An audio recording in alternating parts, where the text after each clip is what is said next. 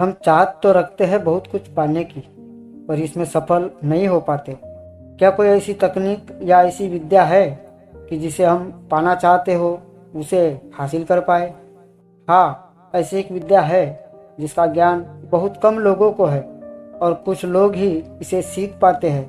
क्या आप उन लोगों में से हो जो इसकी काबिलियत रखते हैं? जानने के लिए इस कहानी को ध्यान से सुनना, क्योंकि आज की ये कहानी आपकी आंखें खोल देगी और आपको असीम ज्ञान देगी जिसका उपयोग बहुत कम लोग ही कर पाते हैं। एक साधु घाट किनारे अपना डेरा डाले हुए था।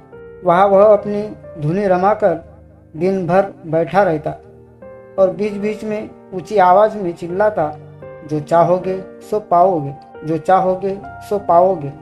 उस रास्ते से गुजरने वाले लोग उसे पागल समझते थे। वो उसकी बात सुनकर अनसुना कर देते और जो सुनते वो उस पर हंसते थे। एक दिन एक बेरोजगार युवक उस रास्ते से गुजर रहा था। साधु की चिल्लाने की आवाज उसके कानों में भी पड़ी, जो चाहोगे सो पाओगे, जो चाहोगे सो पाओगे।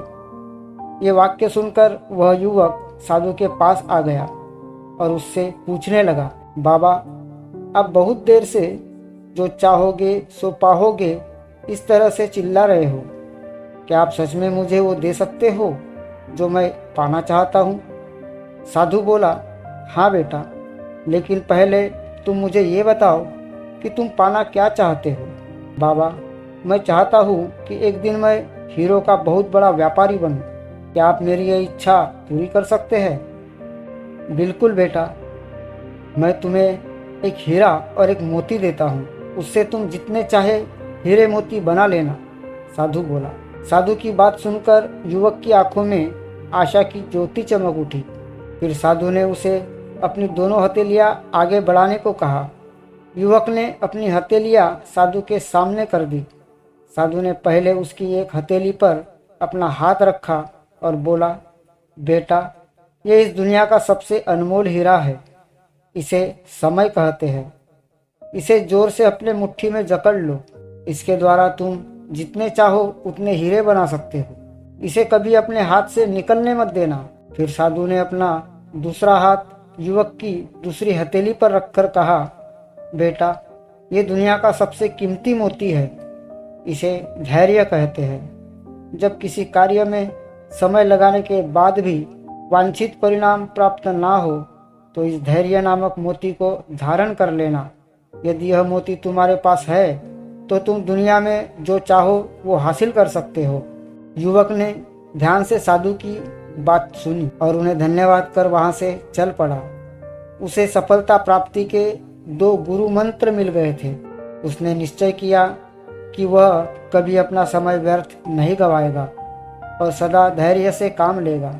कुछ समय बाद उसने हीरे के एक बड़े व्यापारी के यहाँ काम करना प्रारंभ किया। कुछ वर्षों तक वह दिल लगाकर व्यवसाय का हर गुर सीखता रहा और एक दिन अपनी मेहनत और लगन से अपना सपना साकार करते हुए हीरे का बहुत बड़ा व्यापारी बना। लक्ष्य प्राप्ति के लिए सदा समय और धैर्य नाम के हीरे मोती अपने साथ रखें। अपना समय कभी व्यर्थ ना जाने दें और कठिन समय में धैर्य का दामन ना छोड़े। सफलता अवश्य प्राप्त होगी। दोस्तों, किसी भी हीरे मोती से मूल्यवान है समय और धैर्य नाम के हीरे मोती।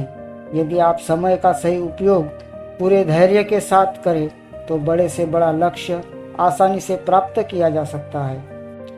उम्मीद है यह कहानी आपको पसंद आई होगी, तो वीडियो को लाइक करें, शेयर करें तथा चैनल को सब्सक्राइब अवश्य करें। तो जल्द ही मिलते हैं एक नए वीडियो में। तब तक के लिए आपका धन्यवाद।